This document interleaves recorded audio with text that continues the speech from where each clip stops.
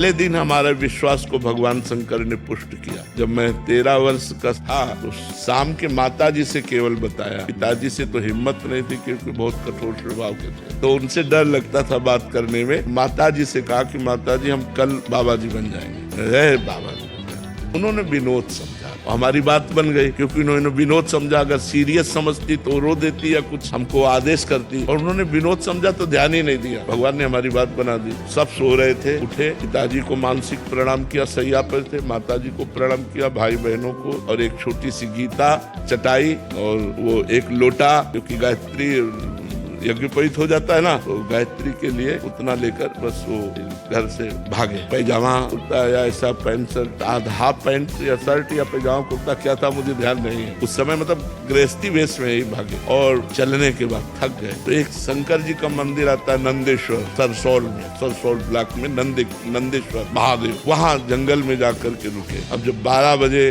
भूख लगी, क्योंकि सुबह से कुछ न कुछ घर में मिल जाता था, सुबह तो मिला नहीं, चलते चले आए। अब दोपहर के 12 बज गए, भूख लगी, तो पहली बार हमारे मन में प्रश्न उठा, कैसे जीवन निर्वाह होगा, जीवन निर्वाह कैसे होगा, कहाँ रहेंगे, कहाँ जाओगे। तुरंत हम कहा ये तो हमको परास्त कर देगा प्रश्न, तुरंत उनका भगवान जैसे रखेंगे, हम भूखों मर जाएंगे लेकिन घर नहीं जाएंगे, हर कष्ट सहेंगे। इतने में एक आदमी आ गया, हमारे विश्वास को भगवान ने तुरंत पुष्ट किया। एक आदमी आ गया, उसने कहा बच्चा यहाँ एक सूर स्वामी रहते थे, जानते हो क्या? हम कहा हम यहाँ नए आए, हम जानते किसी को।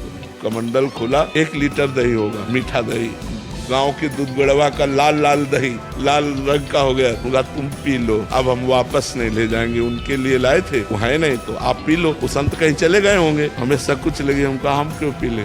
बोले नहीं पी लो, महादेव जी की ऐसी इच्छा है। उसी लोटे में डाल के 3-4 लोटा निकला, छोटा लोटा था। जब वो गए तो 1 लीटर दही में खूब छक गए ना, और जो ही गए सो शंकर जी के ऐसे पिंडी को पकड़ के खूब रोए। हमें विश्वास हो गया हमारे जीवन का आप